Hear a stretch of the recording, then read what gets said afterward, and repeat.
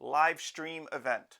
Whether you're tuning in on Twitter or Periscope at BibleStudyCam, whether you're on Facebook at facebook.com/reflective Bible study, whether you're on YouTube at the Online Preacher, or even at the onlinepreacher.com/live, wherever you happen to be tuning in, whether it's on live or replay, whether it's one of those locations or somewhere else, I want to thank you for tuning in this morning as we take the next few minutes and dive into something we can learn from a passage out of the Bible. And for these broadcasts, at least so far, I've been focusing in on the Gospels. And this morning we're going to be looking at Matthew chapter 18, starting in verse 21. And the bulk of this passage is a parable Jesus shared that emphasizes the importance of forgiveness, especially forgiveness in God's eyes. And without any further delay, as more people are coming in, let's jump into this passage and discover what we can learn and take away from it that will be inspiring, but most likely challenging for us living today. So this is Matthew. We're going to read in chapter 18, and we're going to start in verse 21, and I'm going to read from the New King James Version. Verse 21, "Then Peter came to him and said, 'Lord, how often shall my brother sin against me, and I forgive him? Up to 7 times?' Jesus said to him, 'I do not say to you up to 7 times, but up to 70 times 7. Now, let's pause for a moment here because, well, some people might say, well, great, now we have a number. It's up to 70 times 7, which would be 490, which is a lot of times if you think about it. But I suspect that Jesus isn't giving us a number here except for maybe a formula. The formula would be whatever the highest number we can think of. Peter was thinking, well, 7 would be a reasonable and a kind of maybe even more than reasonable number because they've hurt me 7 times. But the 8th time, we should probably just not even worry about it anymore. And so 7 was Peter's kind of a stab at what might be the perfect number. But Jesus then takes that number that Peter says and he takes it and he multiplies that number by 10, so it's 70, and then he multiplies that by itself. So that would be 70 times 7. And if something horrible happened to you, and you could think of and somebody just keeps on repeatedly hurting you, you could think, well, there's no way I could forgive that person more than 3 times. Using the formula, you might say, that Jesus shares here, you'd say 3 times 10, which would be 30, times 3, that would be 90 times. Which emphasizes the idea that Jesus wants us to forgive way more number of times than what we even think would be reasonable or possible. So many more times that it wouldn't be worth keeping count, you might say. But Jesus continues and he shares an illustration that helps reframe forgiveness into something that may not be easier, but it might also, you might say, make it a little bit easier because how you see the problem, how you see the hurt ends up making it easier or more difficult to forgive. And so Jesus' response, starting in verse 22, Jesus said to him, "I do not say to you up to 7 times, but up to 70 times 7. Verse 23, "Therefore the kingdom of heaven is like a certain king who wanted to settle accounts with his servants. And when he had begun to settle accounts, one was brought to him who owed him 10,000 talents. Now, a side note here is 1 talent would be worth 15 years of wages. So, hypothetically speaking, take what you earn and multiply that by, what you earn per year, and multiply that by 15 years. And whatever number you come up with, that would be 1 talent. And this servant owes 10,000 talents, which, when we do the math on our own income, we would likely say that this guy owed hundreds of millions of dollars, if not billions of dollars.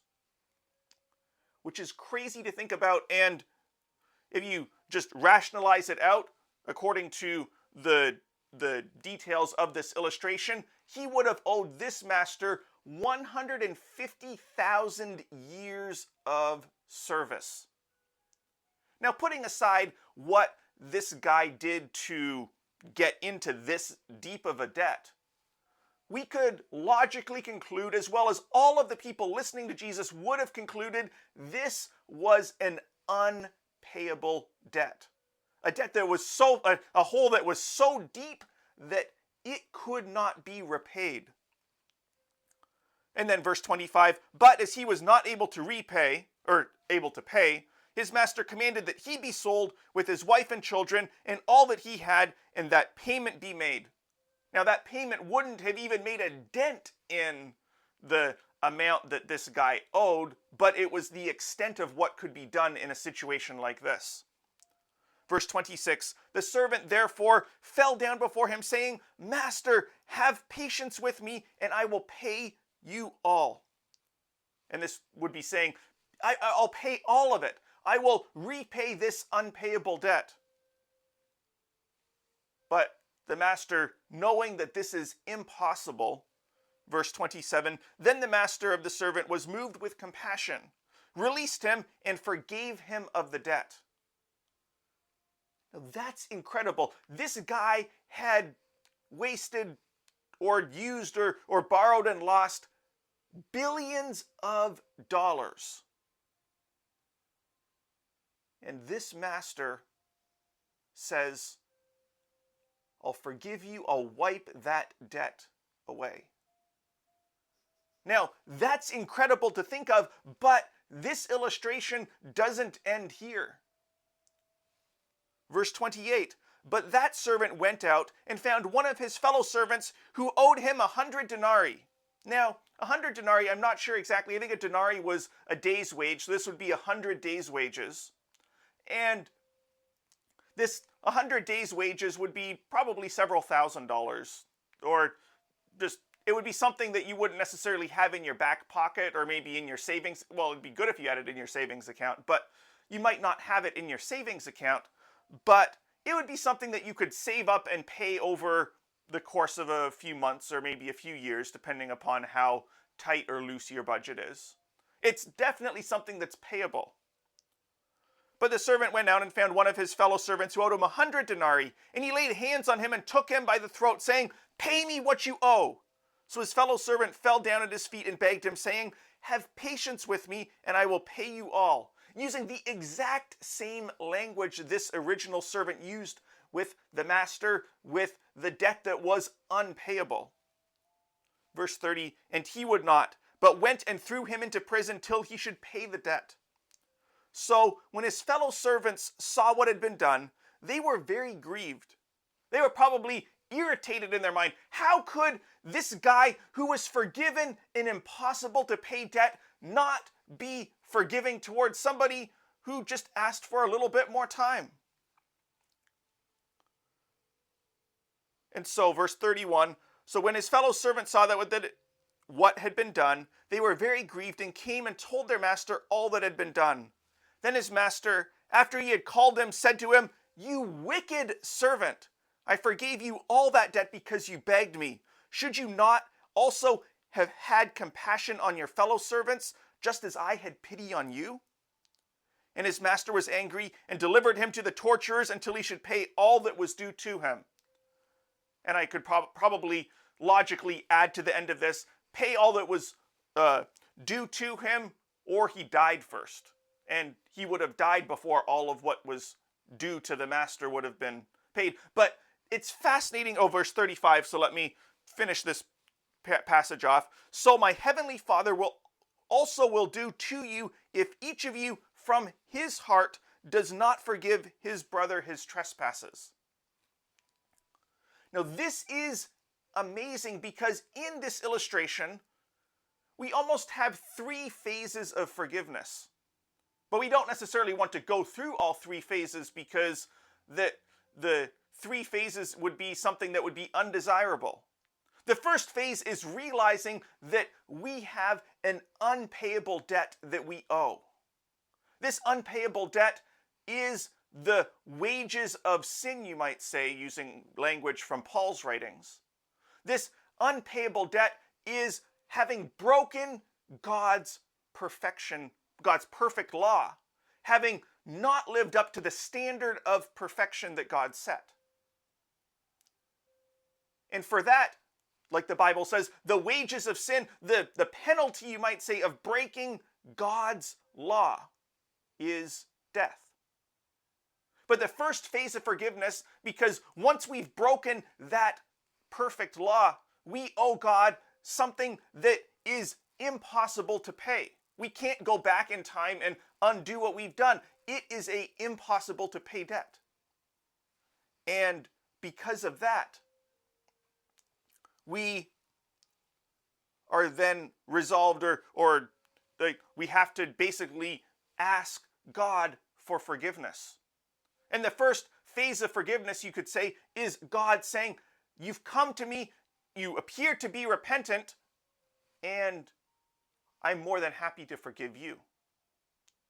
But then the second phase of forgiveness is, what are we going to do now that God has released us from the penalty of what we owe for having broken his law?